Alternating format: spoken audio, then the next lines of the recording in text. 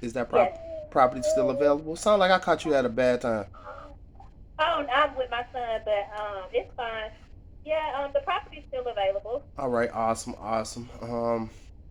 I'm a local real estate investor. I was just reaching out to kind of see, have you been getting some pretty decent offers on this property? We had previously worked through one, but it's a financial issue for the client. It fell through. We've got some offers, but nothing that my clients were interested in entertaining. All right, awesome. So, I know you said you had a buyer, but they financed it fell through. So, what was kind of going on? You think it's the interest rates? No, the community has low reserves, and so his lender was not able to finance for him because of the type of loan product he was going through. I did give his agent a couple of options as far as some other lenders that have been able to close out there, but I guess his agent didn't want to do the legwork. Um, so yeah, it's been noted in MLS so that other people are aware as far as the financing aspect that they would want to discuss with their lender that there is low reserves within that community. Yeah, he needed to have a dope agent like you. All I can do is what I can do. Yeah, but you went above and beyond to try to help your seller sell this property. I'm talking about like extra stuff, and and I it's, I personally don't consider it extra if you're negotiating and you see somebody is lacking on the other end of the transaction. I just think that's a part of real estate. it If you just work with certain people and you see they're lacking somewhere, I'm gonna try to help them because it's gonna help me too. yes, ma'am. I definitely understand that. I'm definitely understand that. So I was reaching out. I was trying to figure out if it was something that I was missing that wasn't in the pictures. No, I mean it was tenant occupied previously. Mm-hmm. The tenant, when we were in the process of being under contract because the person who was buying it was going on an occupancy. They did give their tenant notice, and so the tenant is no longer, she moved out because it was supposed to be closing up. So they've had it rented out pretty much the whole time that they were owning the property, and they've also just recently started back looking into possibly just putting another tenant into the property if um, things look like it's not going to work out as far as getting it sold currently for what they're trying to net. So, Yeah, I mean, cause do you know about how much these tenants were paying on this property? Because that's kind of what my objective would be, is to potentially turn it into a rental myself. let me go look. I think the paper is in my office. I don't want to quote you And the wrong and number. I'm just interrupting your little your time with your child, Oh no, we just was in here. It's a Saturday. We just in here. relaxing. Y'all Um, relaxing a little bit. yes, she was renting it for 870. 870, and Mm-hmm. do you think that's probably about top of the rent, or she was giving them a friends and family discount? Oh no, they weren't giving no friends and family. Yeah.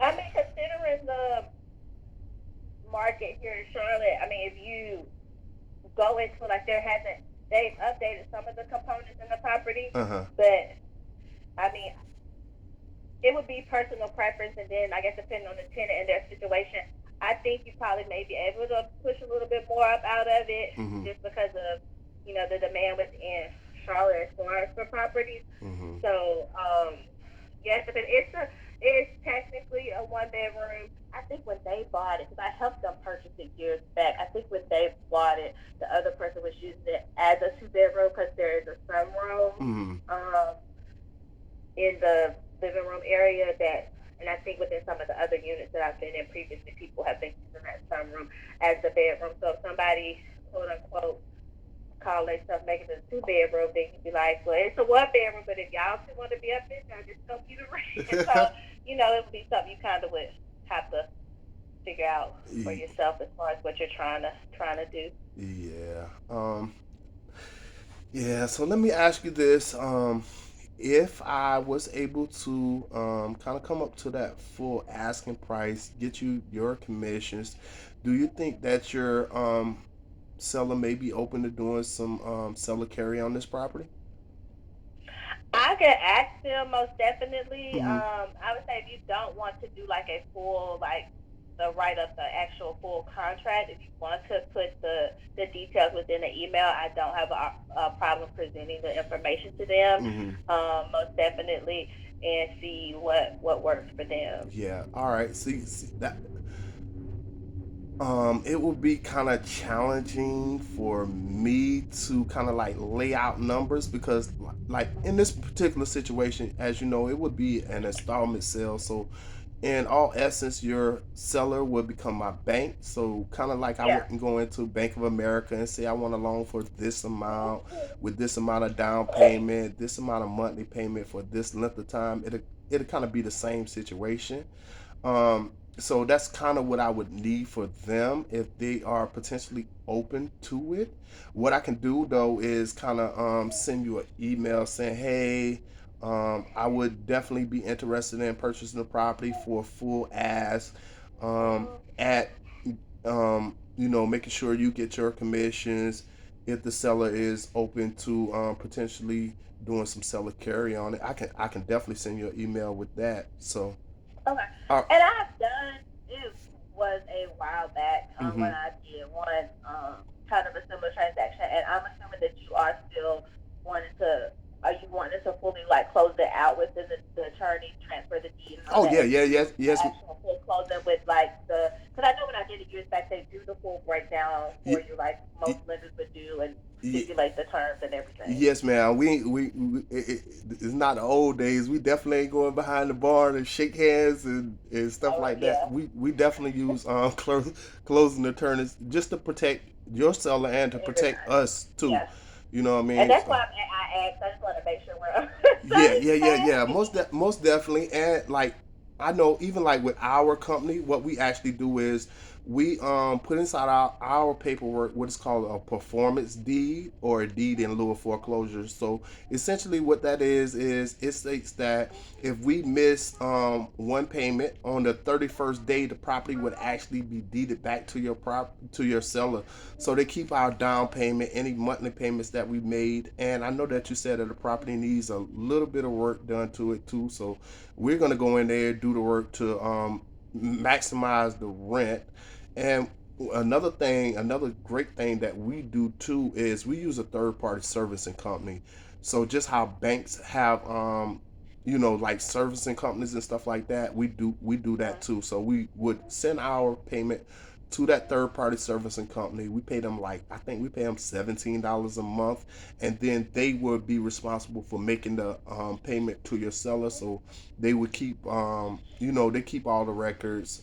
They get emails saying, hey, Dion made this payment on this specific day and stuff like that, and they kind of track it. So we just put in a number of safeguards to not only protect ourselves but to protect the sellers too. So And what attorney do you guys normally utilize? we use Harry Marsh. Okay, I figured probably so. He, um, and then like just currently to get an idea for you guys, like currently how much are you guys like portfolio wise, property wise? Like what's your experience with we that? actually have between our different businesses about 42 properties. We purchase properties in North Carolina, South Carolina, and Georgia. Me and my partner, we pretty much do we run the gambit. So we do fix and flipping, and we have a nice size portfolio of buy and hold properties too. So we do short-term rentals, we do mid-terms as far as traveling not nurses and doctors, and then we also have like a couple of long-term rentals too. So we have. And I just ask so when I'm talking to them and presenting to them, I'm sure they'll have questions. Yeah, So I'm just trying to. most definitely. And like I said, what I would do when we hang up is I live here in Charlotte, on the Okay. west side. My partner, my business partner actually lives in Atlanta. That's why we do a lot of, and both of us are from South Carolina, so we do deals there also. But what I'm gonna do as soon as we hang up, I'll text you off of my personal number, and later Okay. on today, I'll definitely send you an email, kind of just going over the things that we discussed and any questions that your seller have. about the transaction. We can let them speak to other property owners who have sold us their properties in this manner and stuff like this. And you know, in this industry, like your reputation is something that you can't purchase.